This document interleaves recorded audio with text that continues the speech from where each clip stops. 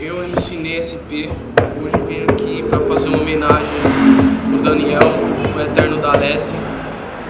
E infelizmente hoje faz um ano que ele foi assassinado, dia 7/7/2014, faz um ano.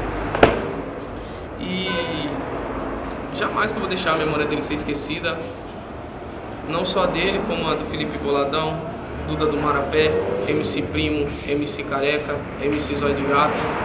E eles foram assassinados aí, a não ser o Zóio de Gato, que infelizmente se acidentou,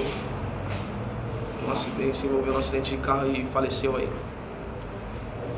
Minha homenagem é cantar um pedacinho da música dele, pra jamais ser esquecida. E é mais ou menos assim.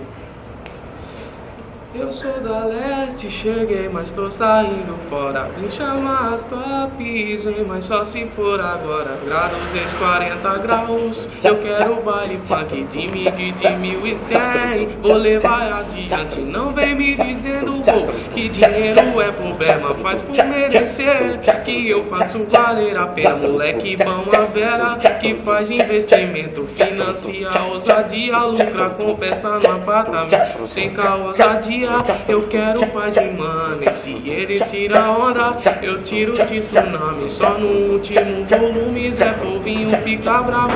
Nasci pra ser patrão, nunca vou virar funcionário. Um peão aí em Angra com mais de 10 mil encontros. De onde o cifrão vem, não é da sua conta. Sorte de união de estilo, Christian Odier. Jogos passados de escanteio, sobra espaço pra você. Só as melhores da vida, só selecionada. Seu pulso shake com cada uma eu casava.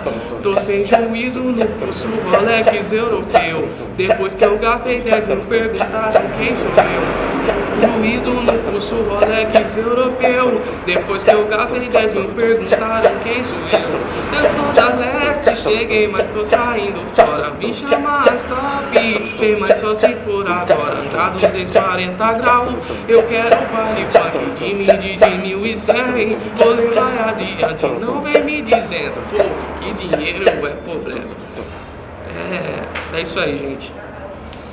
Não deixa o da Leste ser esquecido. Todo mundo que puder, compartilha.